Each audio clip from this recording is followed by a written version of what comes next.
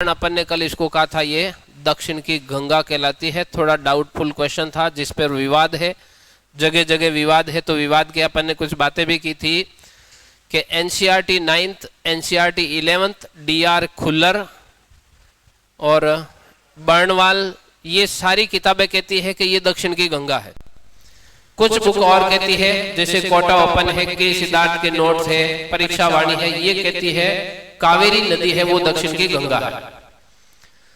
इस क्वेश्चन को काफी और रिसर्च किया गया तो एक आता है देवदत्त शर्मा, काफी बड़ा रिसर्च स्कॉलर है भारत का, अच्छे रिसर्च किए उसने, माइथोलॉजी का काफी ज्ञाता है।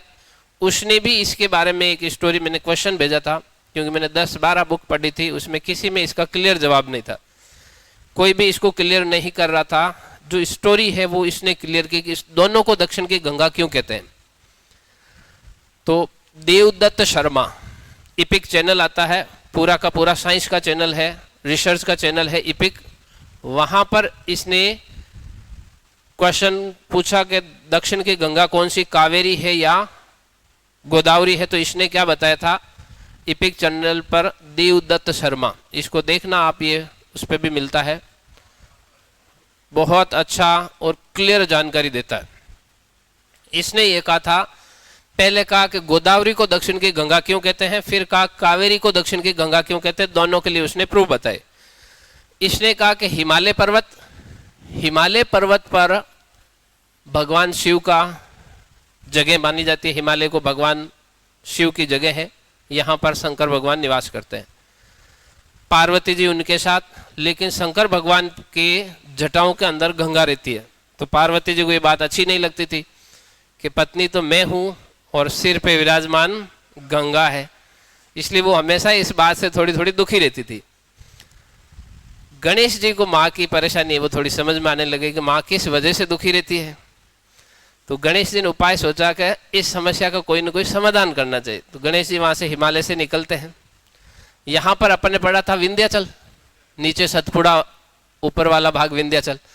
इस विंध्याचल के दक्षिणी भाग के अंदर गौतम ऋषि का एक आश्रम था। गौतम ऋषि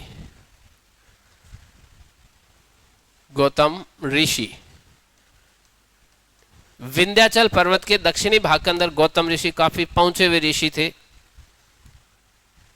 कुछ भी जो सोचते थे, दूरदृष्टा थे, इनके पास सारी शक्तियां थी। ये और इनकी पत्नी थी अहिल्या, ये दोनों यहां रहते थे। अहिल्या कौन थी, या गौतम ऋषि कौन थे, हनुमान जी के नाना जी। हनुमान जी अहिल्या के जो पुत्री थी उसी के तो पुत्र थे। ये दोनों पति पत्नी, इनकी पुत्री थी अंजनी, इस पुत्री के पुत्र थे हनुमान जी। तो गौतम ऋषि यहां पर तपस्या कर रहे थे। गणेश जी ऊपर से आए हिमालय से, विंध्याचल के आगे देखा, हाँ यह बात बन सकती है, माँ की समस्या है उसको मैं धीरे सा हल्का या कम कर सकता हूँ।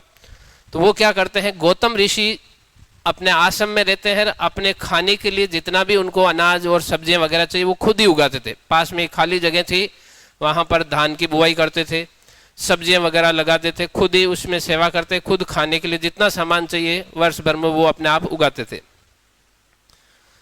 गणेश जी आए, गणेश जी ने देखा अब गौतम ऋषि को गुस्सा दिलवाना है। कैसे दिलवाना, तो फसल अच्छी है, धान की फसल अच्छी है, तो गाय बनकर उस धान की फसल के अंदर घुस जाते हैं, फसल में घुस जाते हैं और उसका अंदर इधर उधर घूमते हैं, उसको विनाश करते हैं, कैसे करके उस फसल को खराब करने का प्रयास करते हैं। तो अहिल्या बाहर आती है, गौतम ऋषि कहते हैं देखो खेत के अंदर कोई गाय आ गई है, उसको जल्दी जाकर बाहर निकालो। गौतम ऋषि जाते हैं, उसको बाहर निकालने का प्रयास करते हैं, लेकिन वो तो ढीठ गाय खेत से बाहर आ नहीं रही है। तो गौतम ऋषि छोटा सा पत्थर उठाकर उसको पत्थर मारते हैं और पत्थर सीधा गाय को लगता है, लगते ही गाय मरने का नाटक करती। गणेश जी है, उनको तो इनको फंसाना था। तो गणेश जी यहाँ पर खेत के अंदर नीचे गिर जाते हैं, मरने का नाटक करते हैं। गौतम ऋषि तो काफी पहुंचे हुए ऋषि थे, उनको लगा ये तो गो हत्या हो गई मेरे से। तो पहले के जमाने में प्राचीन काल के अंदर गो हत्या बहुत बड़ा अपराध मानता। तो गो हत्या हो गई, अब क्या करें, पश्चाताप करें। वो वापस अपनी कुटिया में जाते हैं, पत्नी को कहते हैं मेरे हाथ से तो गो हत्या हो गई। गणेश जी देखते हैं हाँ यहाँ से चले गए, ठीक है। वो वापस गाय से गणेश जी बनते हैं, कपड़े वपड़े सही करके ऋषि के आश्रम में जाते हैं। ऋषि के आश्रम में जाकर कहते हैं क्या बात है ऋषि महाराज, बहुत चिंतित नजर आ रहे हो। कि हाँ गणेश जी मेरे हाथ से एक बहुत बड़ा अपराध हो गया। क्या हो गया कि मेरे हाथ से गो हत्या हो गई। खेत में कोई गाय घुसी थी, निकल ही नहीं रही थी, मैंने पत्थर मारा, पता नहीं उसके कहाँ लगा, वो तो गाय मर गई। कि कोई बात नहीं, इसमें टेंशन वाली क्या बात है, मैं आपको उपाय बताता हूँ। कि क्या उपाय है कि आप शंकर भगवान की तपस्या करो, शंकर भगवान की तपस्या करो। अगर वो प्रसन्न हो जाते हैं शंकर भगवान, तो आपको क्या करना, आप कहना भाई गंगा जी को यहाँ भेज दो, गंगा जी यहाँ जाएगी, इस धरती पर प्रवाहित होगी, तो आप पवित्र हो जाओगे, आप गो हत्या के पाप से मुक्त हो जाओगे। कैसा है कि हाँ ऐसा है। गौतम ऋषि तपस्या करनी शुरू करते हैं, शंकर भगवान प्रसन्न हो जाते हैं, आकर पूछते हैं हाँ बोल वत्स क्या इच्छा है।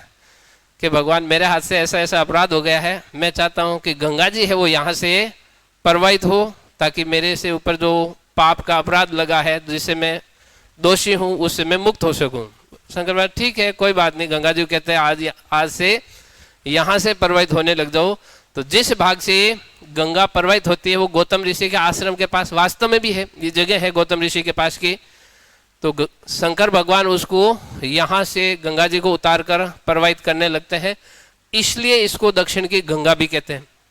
दो समाधान हो गए, एक तो गौतम ऋषि पाप से मुक्त हो गए, दूसरे पार्वती जी फ्री हो गए कि शंकर भगवान के सर से गंगा जी नीचे उतर गए। तो एक कहानी तो ये बताते हैं कि गौतम ऋषि के जो तप है, उनकी तपस्या है, उसके कारण गंगा जी दक्षिण में आकर प्रवाहित होने लगे, और जिस भाग से प्रवाहित होने लगी है वो गोदावरी नदी का भाग है। इसके पास में ही गौतम ऋषि का आश्रम है।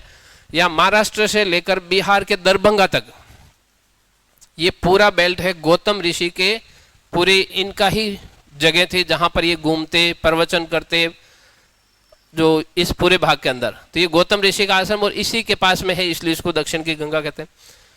आगे कावेरी पढ़ेंगे तो उसमें कावेरी को दक्षिण की गंगा क्यों कहते हैं, वो वहां पर ये एक और स्टोरी बताते हैं। फिलहाल अपने गौतम ऋषि वाली ध्यान रखनी है।